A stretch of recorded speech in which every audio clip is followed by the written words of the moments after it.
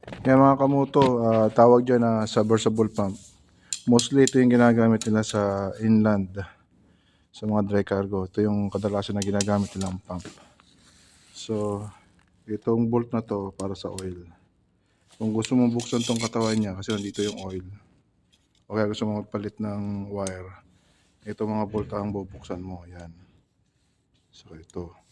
So, ngayon, ang bubuksan natin ito kasi troubleshooting niya ay hindi umiikot yung hélice niya, yung propeller.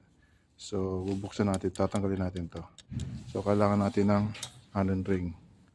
Okay. Yan, nasa gato na siya. Ngayon, lalagyan natin ng plastic dito. Yan. Kailangan maka-space siya.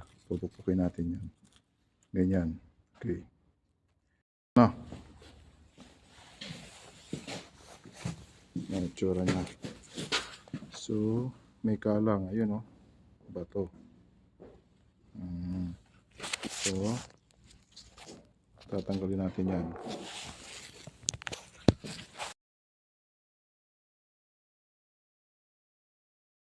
So, size 13 ang kailangan. Yan, oh. Yan, okay na.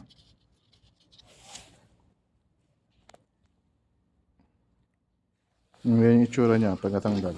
Yan, oh. Ayan lang. Free na siya. Yan, nasira kasi dito, oh. So, okay na to. Tatakbo na siya ulit. Yan, oh. Yan, try natin kung gagana.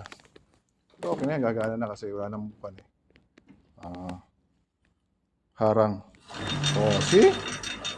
Okay na naman siya. Hanggang dyan na lang ang aking video. Tapos ibabalik na lang yan. So, okay na. Sana may natutunan kayo.